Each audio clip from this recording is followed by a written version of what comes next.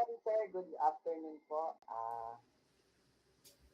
Ang gagawin po namin ngayon is tatalakayan namin or bigyan namin ng critical review or analysis ang kantang Abra at RC Munoz na Edison. Nasaan na ba ang pagbabago? Saan wala pa rin pala? Ito ay pinapakita ng matinding pagdismaya ng isang tao sa pangakong pagbabago sa konsepto ng mga Pilipino. Maaring iugnay ito sa karanasan na maraming mamamayan na umaasa sa pangakong pagbabago. Sa aking pag-unawa ng sa aking pag-unawa, ipinapakita yung ilusyon din ng isang realidad kung saan ang mga bagay na maaaring magmukhang maganda na hindi naman na meron din na tinatago ring lihim sa kwento na yon at kaya sa kantang yon. Or sa ating bansa, hindi tayo nakakaangat. Kumbaga, ang daming mga ginagawang batas or ang daming mga pinapabatas na itong mga politikong ito. Pero yung kumbaga yung mga Pilipino is ginagawa pa rin nilang tanga. Or kumbaga, parang ginagawa nilang mangmang.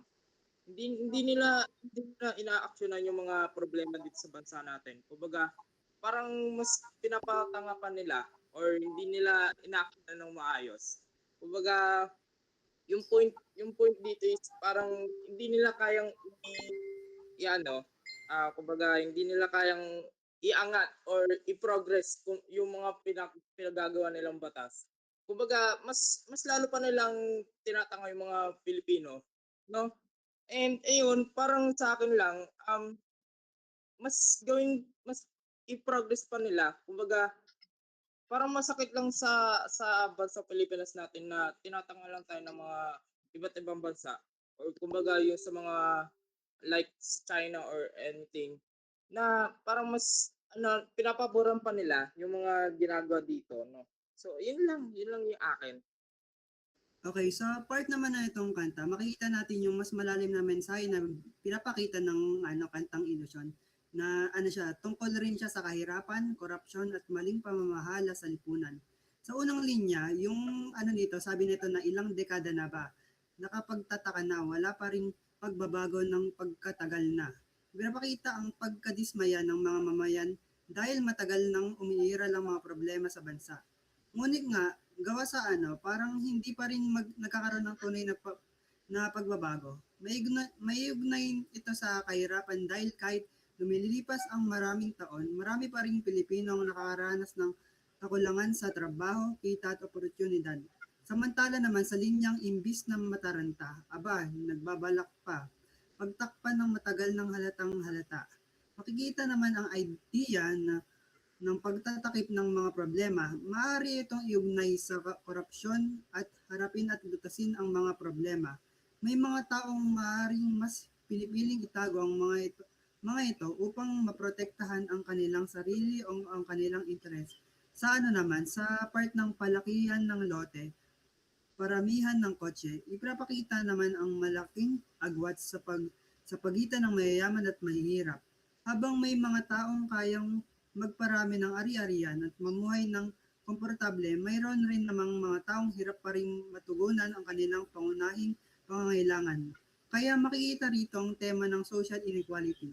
Pagdating naman doon sa part ng matapobre, talagang plastikan ang porte. Ipinapakita naman ang diskriminasyon laban sa mahihirap at pagiging mapagpanggap ng ilang tao. Ipinahihiwatig na hindi lamang pera ang problema, kundi na rin yung paraan ng pagtrato ng lipunan sa mga taong nasa mababang antas ng pamumuhay.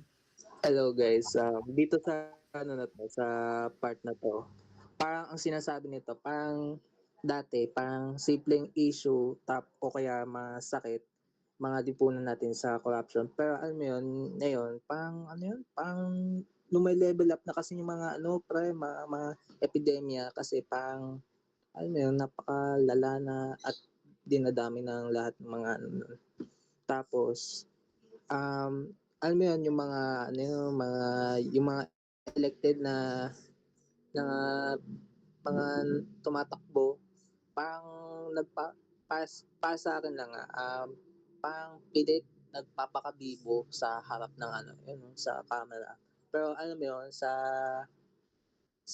loob nila o kaya let's just say deep inside, parang alam mo yun, completely useless at parang hindi naman nakakatulong sila sa mga bayan natin ngayon. Parang hindi sila effective. Tapos, alam mo yun, lagi silang nagpa-promise pero parang nakakaduda talaga parang puro lang sila promises without any real proof or resibo. Tapos nagpe-pretend pa sila ng mga saviors para lang walang magprotesta. In the end, parang yung promise solution at better future nila parang fails lang talaga at purely illusion. Yun lang para sa akin.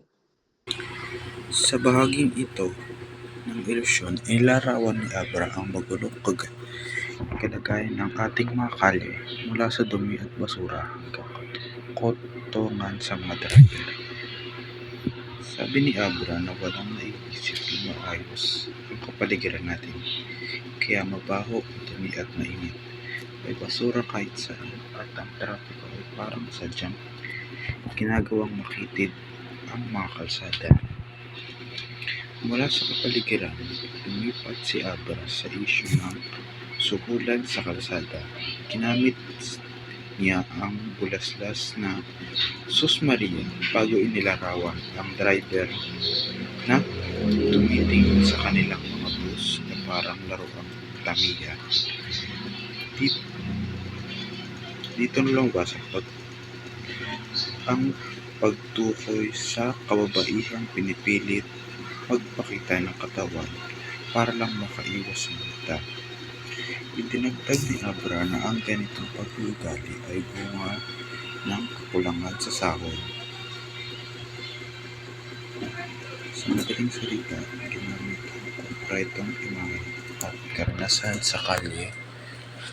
Pinapakita ni Abra ang korupsyon ay bunga ng mas malaking problema sa kahirapan, hindi lamang isyu sa moralidad ng tao.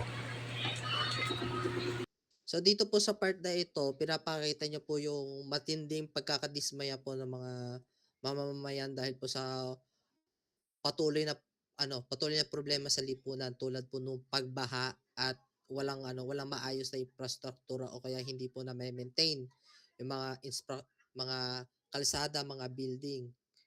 So tapos yung mga pinuno po natin sa pamahalaan ay wala pong nagbibigay ng maayos na solusyon patungo sa mga ito.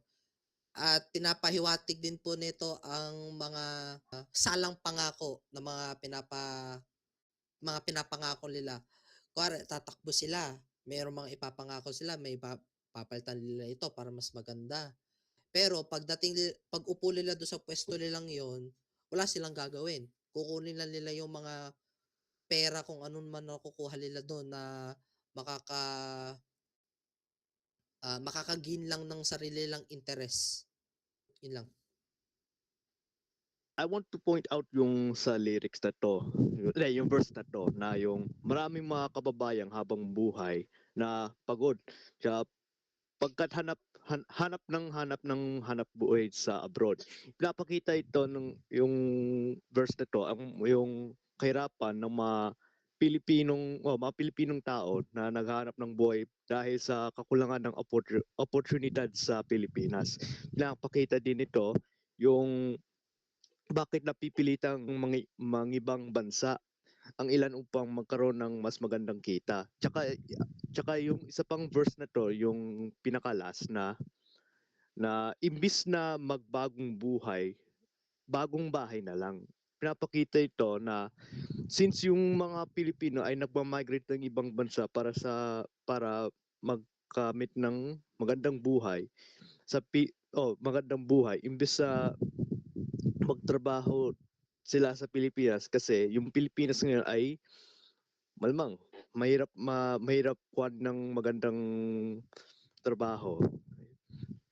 Sa kabuuan, ipinapakita yung verse na to ng kahirapan at kakulangan ng trabaho sa Pilipinas ay nagtutulak ng maraming Pilipino na mangibang bansa upang suportahan ang kanilang mga pamilya.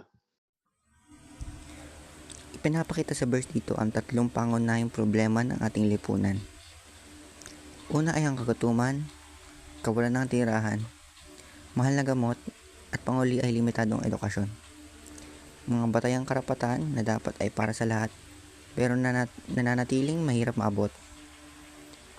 Pinupunahan ng kanta ang mga pinuno o leader sa gobyerno na nagpapakilalang boses ng bayan, ngunit sa katunayan, hindi man lang marunong o gustong pakinggan ang dusa ng taong bayan. At ang pinakamatinding tanong, di ba dapat ngayon ang kinabukasan noon? Matagal nang ipinangako ang magandang bukas, pero bakit pareho pa rin ang mga problema ngayon? Dahil ang pinangakong pagbabago ay isa lang palang ilusyon.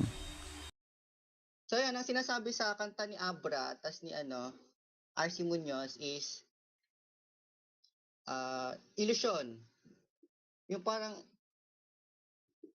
is a hard hitting socially conscious rap song that critiques political corruption, social inequality, and systemic issues in the Philippines. So parang tinatalakay dito yung kalagayan ng Pilipinas nga through its verses. The social political critique, ini-expose dito yung empty promises by politicians, the corruption, and the broken system. Tapos yung mga illusion na pangako na magpo-progress ang Pilipinas sa sa yung pagbabago sa Pilipinas. Then tinatalakay yung team din dito is yung urban and social realities. At pinapakita dito yung mga kalagayan sa ng mamamayan, yung poverty, heavy traffic, trash problems, lack of jobs, yun sa poor healthcare, and citizens being forced to look for work abroad. And lastly, yung empowerment. So, sa song na to, yung empowerment na the repeating chorus of the public to open their eyes to these realities, demanding that people no longer be fooled or taken advantage of. So parang pinapakita dito yung pinapamulat sa mga nakikinig sa song na to na maging magboses sila sa mga social issues na to. At yun lamang sa aming report or sa aming analysis.